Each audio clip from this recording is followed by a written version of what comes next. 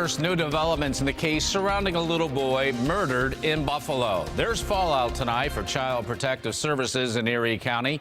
2 workers have been fired. Good evening, everyone. The family of 5-year-old Eain Brooks says CPS could have done a lot more to protect their little boy. The child was beaten to death last month. His mother's boyfriend is now charged with murder. Tonight, 2 caseworkers are off the job and 2 of their supervisors are suspended without pay. News 4's Brittany Smallwood is following this developing story tonight. Brittany? Don, I spoke with State Senator Tim Kennedy earlier. He says it's about time that changes were made at Child Protective Services. But one of the victim's family members says just getting rid of people isn't enough. Eain Brooks' family has been courageously sharing their story about what led up to the 5-year-old's death. Brooks' grandmother says she called Child Protective Services 10 times in a 2-month period about Matthew Cusdell abusing Eain, but nothing was done. I asked him what was it going to take for my grandson to die before anybody did anything. And here we are. Well, you know today. what? I'm here today. My grandson's gone, and it's not right. He should be alive. Nobody would listen to me. Police say last month Eain was beaten to death by Cusdell.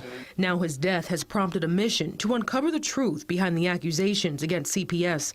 On Wednesday, Erie County Executive Mark Polenkars announced that after a comprehensive internal audit of CPS, 2 caseworkers have been fired.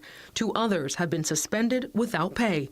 I spoke with Eain's great-uncle, Paul Henry, who says he believed someone was going to get disciplined, but it's still not enough.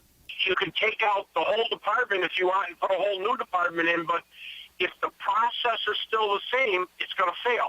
Henry says what he would like to see is a new confirmation process, so that when someone calls with a complaint, they get a confirmation number. This way, at any time, you or me can call in with a case number, confirmation number, and know what's happening. And this way, it doesn't slip between the cracks. State Senator Tim Kennedy launched a state investigation into what took place leading up to Eain's death. He says it's about time some changes were made to the agency. The death of Eain Brooks seems to be directly attributed to Child Protective Services not doing their job. And the fact that there are individuals that are being disciplined because of the death of Eain Brooks is a good start. The Union for Child Protective Services, CSCA Local 815, just released a statement.